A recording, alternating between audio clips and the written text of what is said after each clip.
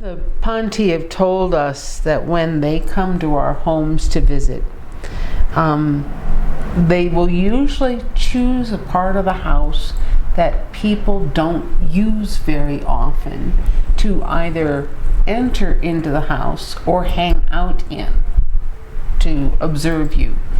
Let me give you a for instance. The most common room that the Ponte enter into a home is the bathroom. And they do that for several reasons. One, nobody uses the bathroom except when they absolutely have to. So they aren't there.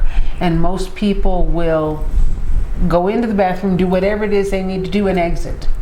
And most of the time that room is unoccupied.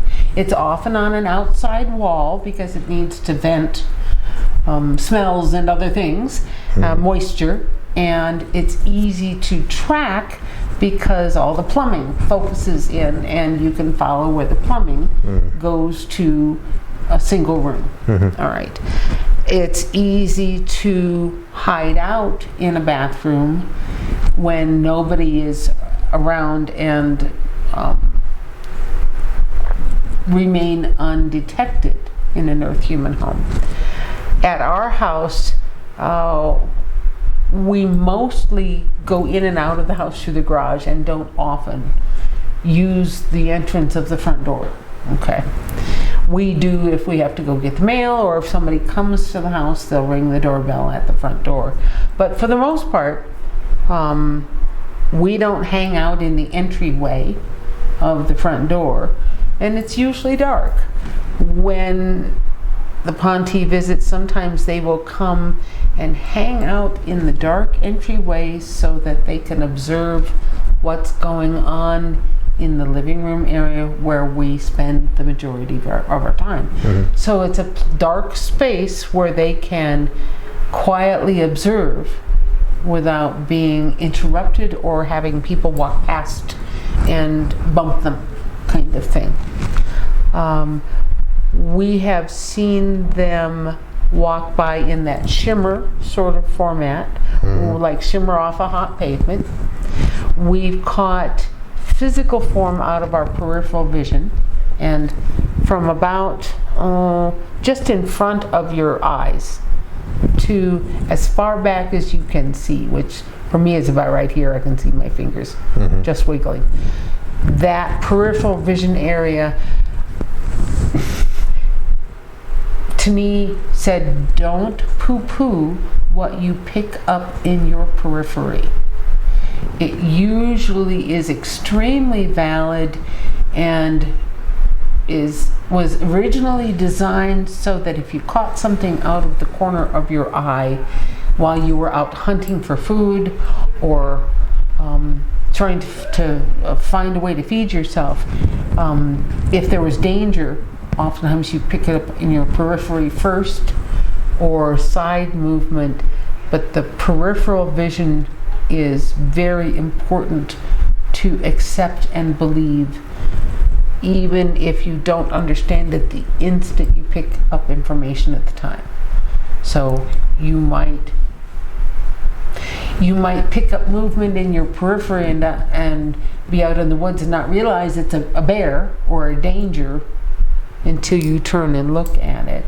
Sometimes you can pick the Ponte up in your periphery when they're cloaked, and then when you turn to look at them straight on, they vanish. You can't see it. Yeah. Right. But they show up in your periphery, which is what you and I experienced. Yes. One of the first times I had met Guy came to visit Sue. Yes. And Sue was sitting on one side of the couch, and I was sitting on the other. And as we're talking to each other, every once in a while, we both end up glancing. I'm glancing. We're both glancing to one certain point in the room, which was behind the couch. And it was after the third time that we both did that at the same time when I just asked, I said, loud. is there someone here? Yeah. And then Otter piped up, "Radar's been here for 25 minutes." So there was that kind of, I wasn't really paying attention, but there was something that was moving in my peripheral vision. Yeah. And at the same time, Sue was like glancing over there at the same time caught the too. movement, Caught the right. movement. Right. Yeah. The Ponte were very, very straightforward with us, and I said, when you're cloaked, is there any way we can detect you? And they said, oh yes. You can use a camera that's a full spectrum camera. That's one way. Or you can point a regular camera at an angled reflection and pick it up. I said, what are you talking about? Well, if you want to have a picture of, let's say, the inside of the front door, and you want to see if someone has just popped in and shown up there.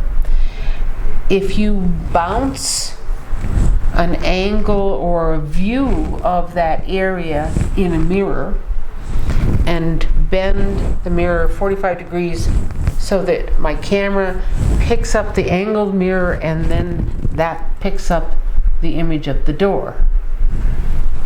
The bounce, the angled reflection oftentimes will show a cloaked individual where a straight on picture will not. So you can catch an angled reflection in a sliding glass door, in a mirror, in a window.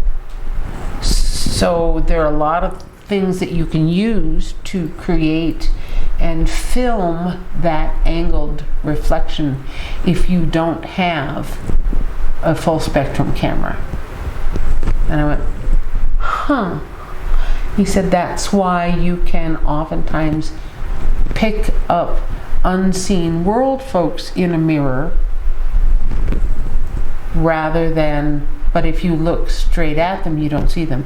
So if you're in a bathroom and a ghost or an ancestor shows up in the mirror behind you, you turn around and there's nobody there. That's part of the reason. The angled reflection will pick it up. And I went, really?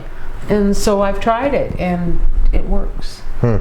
So if you want to film, let's say, your living room and at night and see if somebody's coming and going, set up a mirror and point your camera at the mirror and let the mirror see the room. Everything will be backwards, but it will still show you the details, hopefully. That's fascinating.